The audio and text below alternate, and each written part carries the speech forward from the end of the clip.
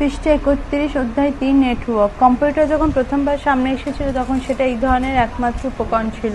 পরে বিস্তৃত ব্যবহার এমন হার্ডওয়্যার আর সফটওয়্যার তৈরি করার রাস্তা খুলে দিল যাতে সেটার মাধ্যমে একাধিক কম্পিউটার পরস্পরের মধ্যে কমিউনিকেট করতে পারে।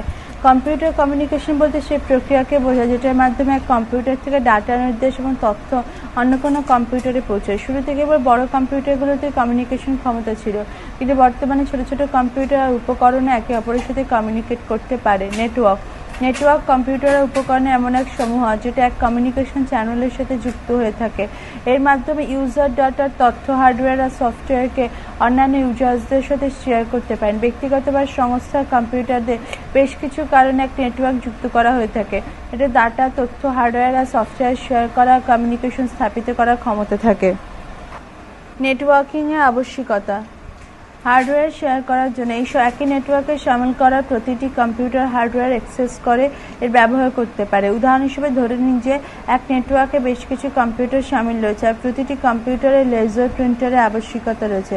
এমন পরিস্থিতিতে নেটওয়ার্কের সাথে যুক্ত একটাই লেজার প্রিন্টার ব্যবহার করা প্রতিটি কম্পিউটার করতে পারে ডাটার তথ্য শেয়ার করার জন্য।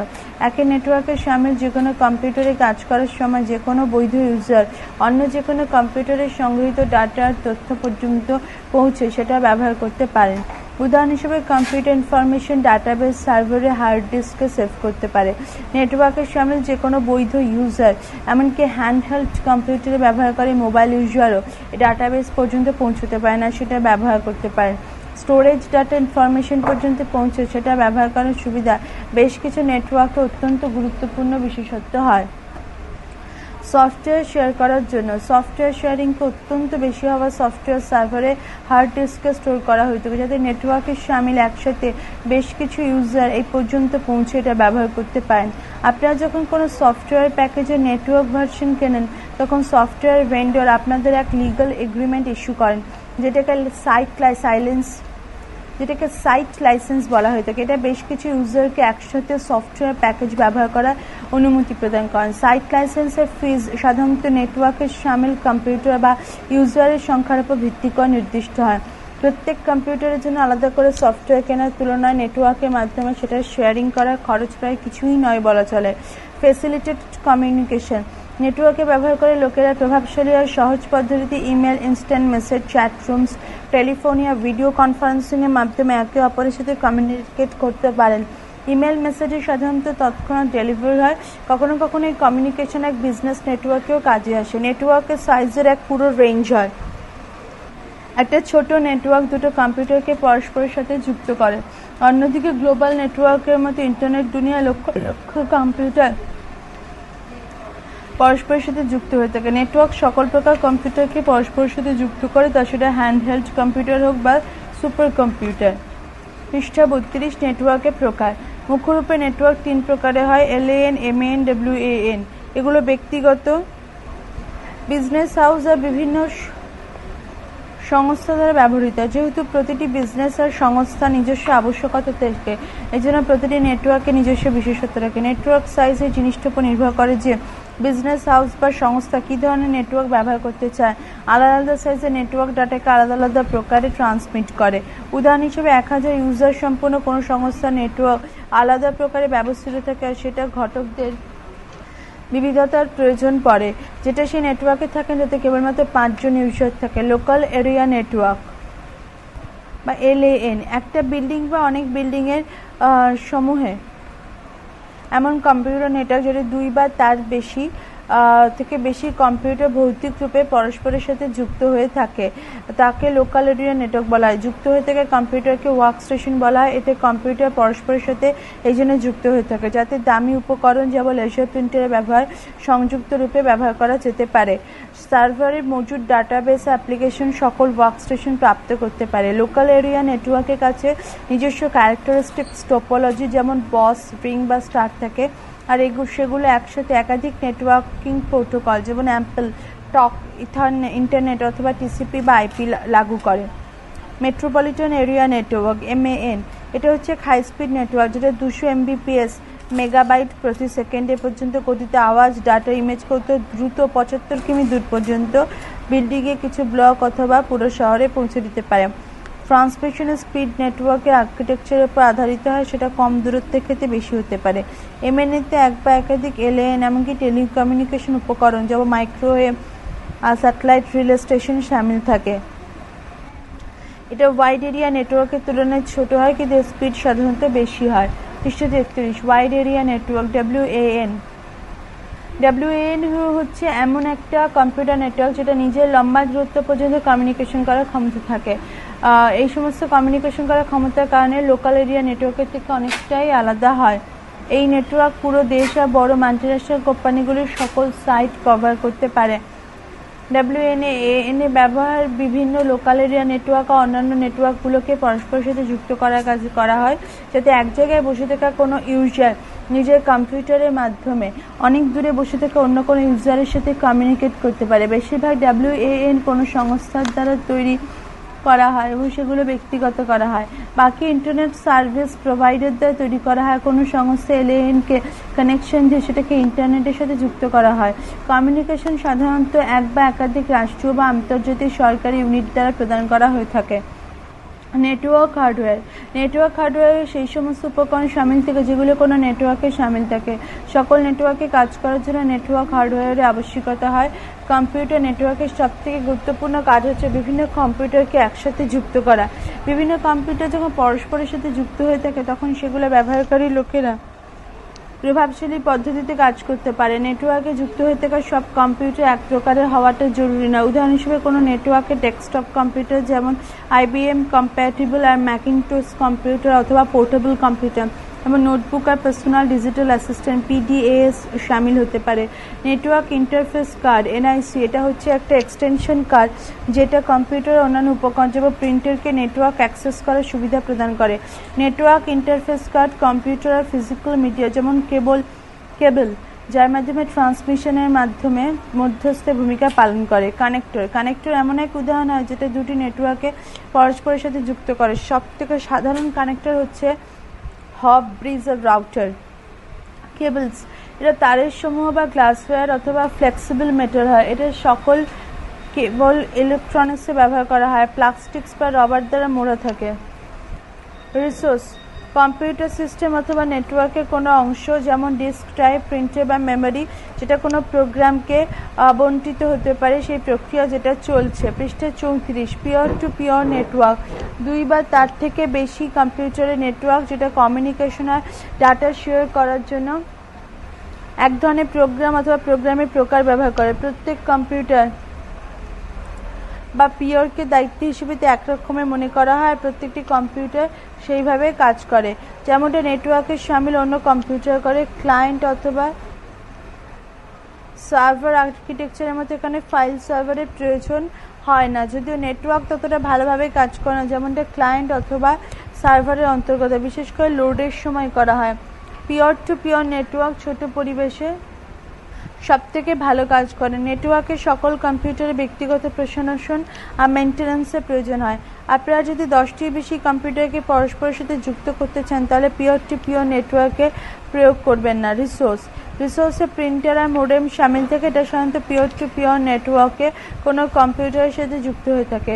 এই কম্পিউটারে সেটা প্রয়োগকে অন্যান্য কম্পিউটারের সাথে শেয়ার করে। প্রোগ্রাম, বেশিরভাগ সফটওয়্যার অ্যাপ্লিকেশন যেমন ওয়ার্ড প্রসেসর, স্প্রেডশিট প্রোগ্রাম যেগুলো পিওর টু পিওর নেটওয়ার্কে ব্যবহৃত হয় প্রত্যেক কম্পিউটার ইনস্টল করা থেকে। ইউজার এটা ব্যবহার নিজের কম্পিউটারের নেটওয়ার্কে অন্যান্য ইউজারদের দ্বারা তৈরি ডকুমেন্ট দেখার জন্য সেটার উপর কাজ করার জন্য করতে পারেন। পারফরমেন্স, যদি কম্পিউটার রিসোর্সে ব্যবহার করে তাহলে সেটা পারফরমেন্স প্রভাবিত হতে পারে। উদাহরণ হিসেবে যদি পিওর টু পিওর নেটওয়ার্কের সকল কম্পিউটার নেটওয়ার্ক অপারেটিং সিস্টেম আর সকল অ্যাপ্লিকেশন ইনস্টল হওয়া উচিত। নেটওয়ার্কের সামিল প্রত্যেক কম্পিউটার এমনভাবে সেট হওয়া উচিত যে সেগুলো নিজে থেকে সম্পূর্ণরূপে তথ্য আর রিসোর্সেস অ্যাক্সেস করার যোগ্য হবে। ইউজারের এটা শেখা উচিত যে তিনি নিজের কম্পিউটারকে কীভাবে অ্যাডমিনিস্ট্রেট করবেন। পিওর টু পিওর নেটওয়ার্কের জন্য সাধারণত কোনো ডেডিকেটেড সিস্টেম অ্যাডমিনিস্ট্রেশন হয় না। রিসোর্সেস পর্যন্ত অ্যাক্সেস করা, পিওর টু পিওর নেটওয়ার্কে যদি কম্পিউটার ঠিকভাবে কাজ না করে তাহলে অন্য কম্পিউটার সেটা ফাইল আর রিসোর্সেস পর্যন্ত অ্যাক্সেস করতে পারবে না।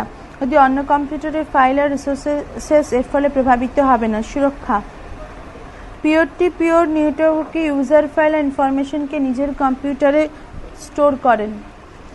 যে কোনো ইউজার নিজের কম্পিউটারে ব্যবহার করে অন্য কোনো ইউজারের কম্পিউটারে ফাইল আর ইনফরমেশন পর্যন্ত অ্যাক্সেস করতে পারবেন। এই জন্য পিওর টু পিওর নেটওয়ার্কে ইনফরমেশন কম সুরক্ষিত থাকে। খরচ যখন সংখ্যায় কম কম্পিউটারে অপরের সাথে পিওর টু পিওর নেটওয়ার্কের মাধ্যমে যুক্ত থাকে তখন তাতে খরচ কম লাগে, কিন্তু যেমন যেমন নেটওয়ার্ক বেড়ে চলে এর খরচও তেমনই বেড়ে ওঠে।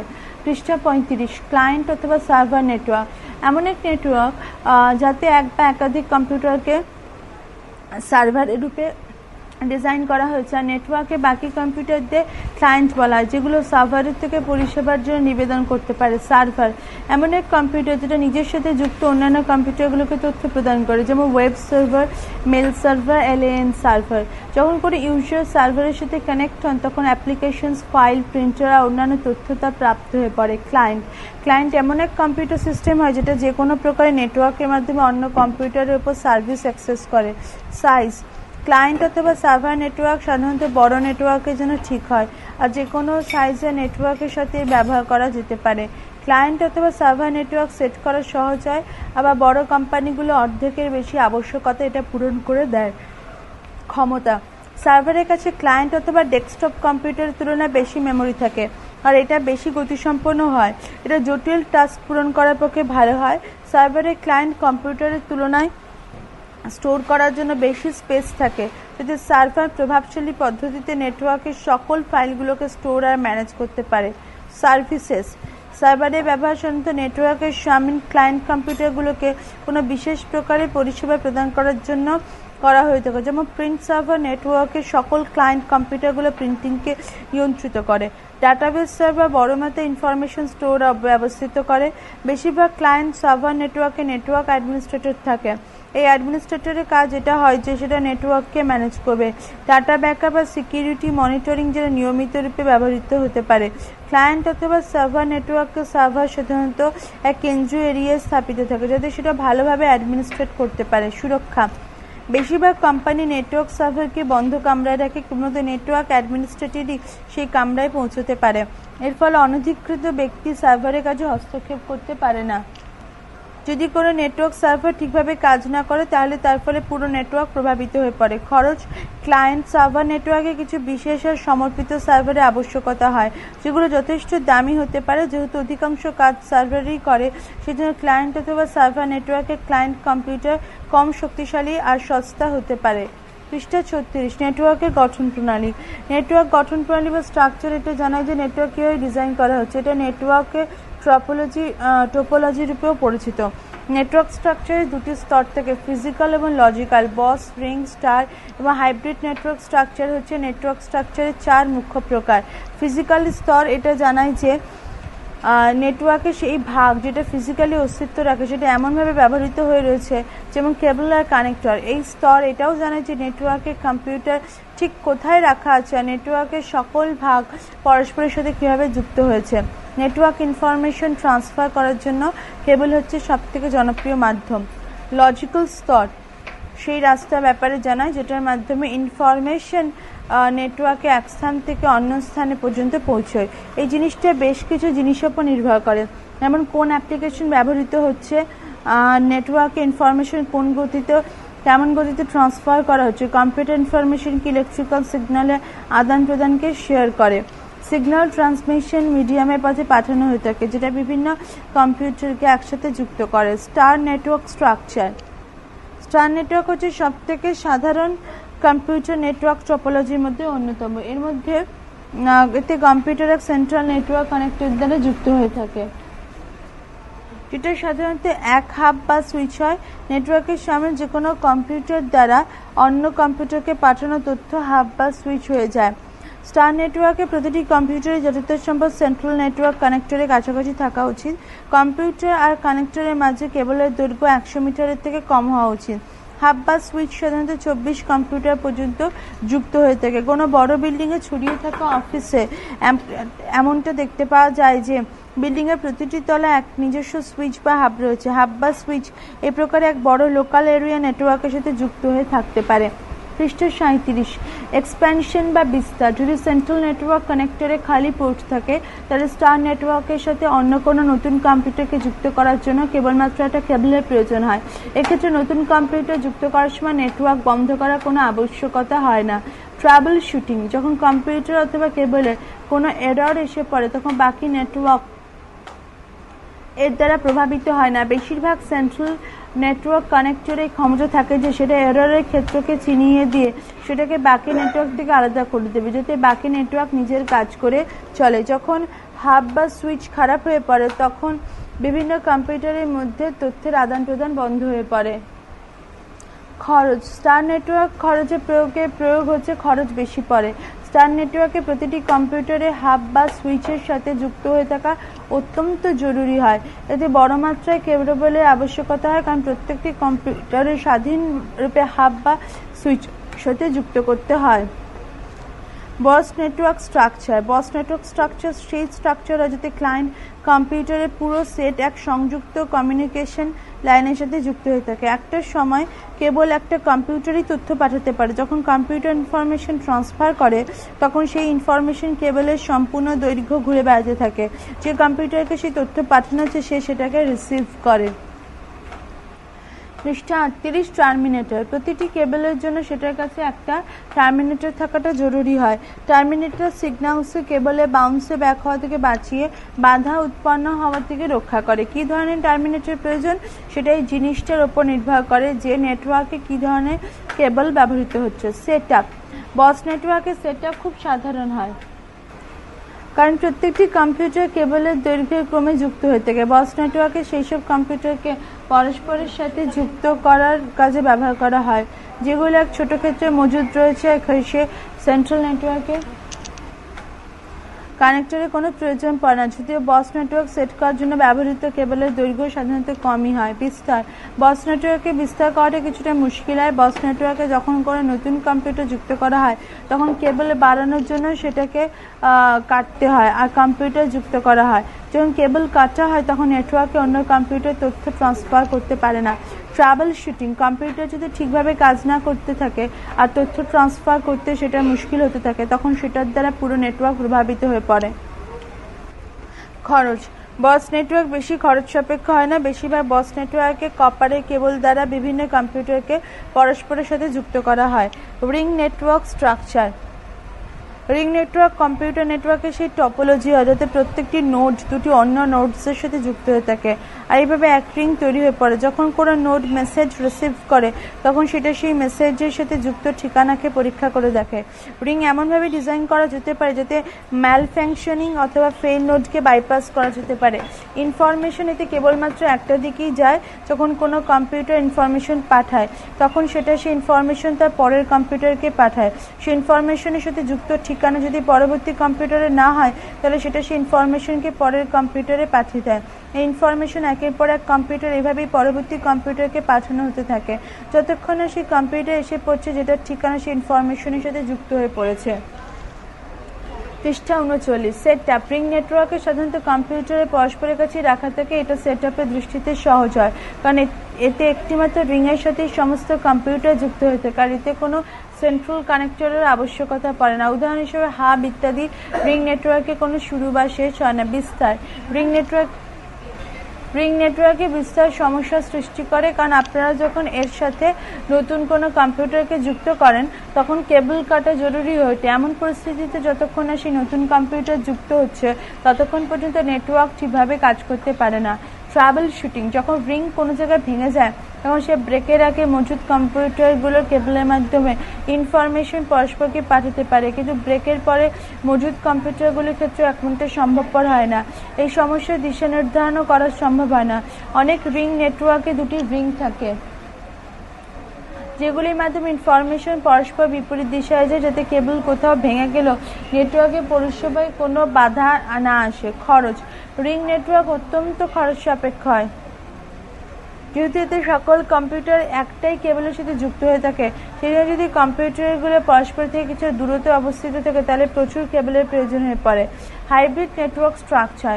হাইব্রিড নেটওয়ার্কে আলাদা আলাদা টোপোলজি যেমন বস, রিং বা স্টার ইত্যাদি একসাথে থাকে। Wide area network. Wide area network সাধারণত হাইব্রিড নেটওয়ার্কই হয়। এক বড় নেটওয়ার্ক বানানোর জন্য নেটওয়ার্ক বেশ কয়েক প্রকারের স্ট্রাকচারের সাথে যুক্ত হয়ে থাকে। উদাহরণ হিসেবে এক কোম্পানি নিজের এক অফিসে স্টার নেটওয়ার্ক স্ট্রাকচার প্রয়োগ করতে পারে এবং অন্য অফিসে বস নেটওয়ার্ক স্ট্রাকচার। এই আলাদা আলাদা নেটওয়ার্কে হাইব্রিড নেটওয়ার্ক বানানোর জন্য মাইক্রোওয়েভ বা স্যাটেলাইটের সাথে যুক্ত হতে পারে। পৃষ্ঠা 40 সেট আপ। হাইব্রিড নেটওয়ার্ক সাধারণত যেখানে তৈরি হয় সেখানে একটা নেটওয়ার্ক বাড়িয়ে ক্রমবর্ধমান ট্রাফিককে ব্যবস্থিত করার চেষ্টা করা হয়। হাইব্রিড নেটওয়ার্ক আলাদা আলাদা নেটওয়ার্ক স্ট্রাকচারকে পরস্পরের সাথে যুক্ত করার জন্য বিভিন্ন উপকরণকে ব্যবহার করতে পারে, যেমন হাব, রাউটার আর ব্রিজ। হাইব্রিড নেটওয়ার্কের সেট আপ কিছুটা মুশকিল হয়, কারণ যে উপকরণ এতে ব্যবহার করা হয় সেগুলোকে বিভিন্ন নেটওয়ার্ক স্ট্রাকচারের সাথে কাজ করার সুবিধা প্রদান করতে হয়। Trouble shooting. যখন হাইব্রিড নেটওয়ার্ক স্ট্রাকচারে কোনো এরর এসে পড়ে তখন সেই সমস্যার উৎস খুঁজে বার করা প্রচণ্ড মুশকিলের কাজ হয়। যে সমস্ত কোম্পানি বড় হাইব্রিড নেটওয়ার্ক ব্যবহার করে তারা নিজেদের নেটওয়ার্কের জন্য সাপোর্ট ডিপার্টমেন্ট রাখে।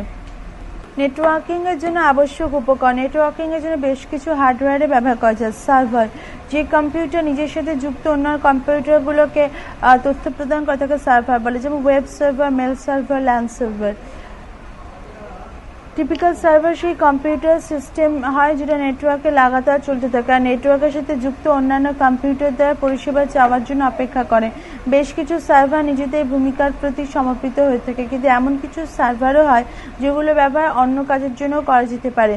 উদাহরণ হিসেবে কোনো ছোট অফিসে এক বড় ডেস্কটপ কম্পিউটার একজন ব্যক্তির জন্য ডেস্কটপ ওয়ার্কস্টেশনের মতো, আর বাকি কম্পিউটারগুলোর জন্য এক সার্ভারের মতো কাজ করতে পারে।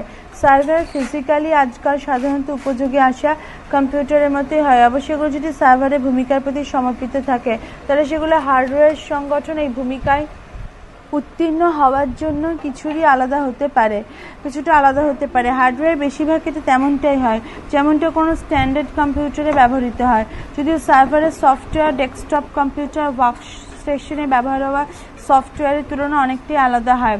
সার্ভার হার্ডওয়্যার রিসোর্সের হোস্ট হয়। এটা সেগুলোকে ক্লায়েন্ট কম্পিউটারগুলোকে নিয়ন্ত্রণ আর শেয়ার করার জন্য প্রদান করা থাকে, যেমন printer, print server, file system, file server. এই শেয়ারিং অ্যাক্সেস কন্ট্রোল আর সিকিউরিটি হিসাবে যথেষ্ট ভালো হয়, হার্ডওয়্যারকে ডুপ্লিকেশনের হাত থেকে রক্ষা করে, খরচও অনেকটা কম করে আনে। Network printer. প্রিন্টার নেটওয়ার্কের সাথে যুক্ত হয়ে থাকে যাতে প্রিন্টিংয়ের খরচ কম হয়। যদি নেটওয়ার্ক প্রিন্টারে ব্যবহার না করা হয় তাহলে প্রতিটি ইউজারের নিজের আলাদা প্রিন্টারের আবশ্যকতা হবে। বেশিরভাগ নেটওয়ার্ক প্রিন্টার নেটওয়ার্ক অ্যাডাপ্টারে ব্যবহার করে নেটওয়ার্কের সাথে সরাসরি যুক্ত হয়ে থাকে। নেটওয়ার্ক কেবলে প্লাগ নেটওয়ার্ক অ্যাডাপ্টারের সাথে লাগানো থাকে, যেটা প্রিন্টারের পেছনে অবস্থিত থাকে। বেশিরভাগ নেটওয়ার্ক প্রিন্টার বেশ কয়েক প্রকার নেটওয়ার্কের সাথে যুক্ত হয়ে থাকতে পারে। পৃষ্ঠা 41 print server. Print server host computer বা উপকরণ হয় যেটা এক বা একাধিক কম্পিউটারের সাথে যুক্ত হয়ে থাকে। এটা নিজের নেটওয়ার্কের সাথে যুক্ত ক্লায়েন্ট কম্পিউটারগুলো থেকে প্রিন্ট করার জন্য জব গ্রহণ করে আর তারপর এটা সেই ডাটাকে সেটা অনুরূপ প্রিন্টারে পাঠিয়ে সেটা প্রিন্ট বার করে। Network interface card. এটা এমন এক নেটওয়ার্ক কার্ড, নেটওয়ার্ক অ্যাডাপ্টার অথবা NIC network interface controller computer হার্ডওয়্যারের এক অংশ হয়, যেটা কোনো কম্পিউটার নেটওয়ার্কের সাথে যুক্ত বিভিন্ন কম্পিউটারকে পরস্পরের সাথে কমিউনিকেট করার সুবিধা প্রদান করে। যখন কোনো নেটওয়ার্ক ইন্টারফেস কার্ড তৈরি করে তখন সেটাকে এক ইউনিক হার্ডওয়্যার অ্যাড্রেস প্রদান করা হয়। যখন ইনফরমেশন পাঠানো অথবা রিসিভ করা তখন হার্ডওয়্যারের অ্যাড্রেস নেটওয়ার্ক ইন্টারফেস কার্ডকে চিনে নিতে সহায়ক হয়। আলাদা আলাদা প্রকারের অপারেটিং সিস্টেমের জন্য নেটওয়ার্ক ইন্টারফেস কার্ড ড্রাইভারের সাথে আসে। ড্রাইভার এক প্রকারের সফটওয়্যার হয় যেটার মাধ্যমে অপারেটিং সিস্টেম নেটওয়ার্ক ইন্টারফেস কার্ডের মাঝে তথ্য আদান প্রদান করে।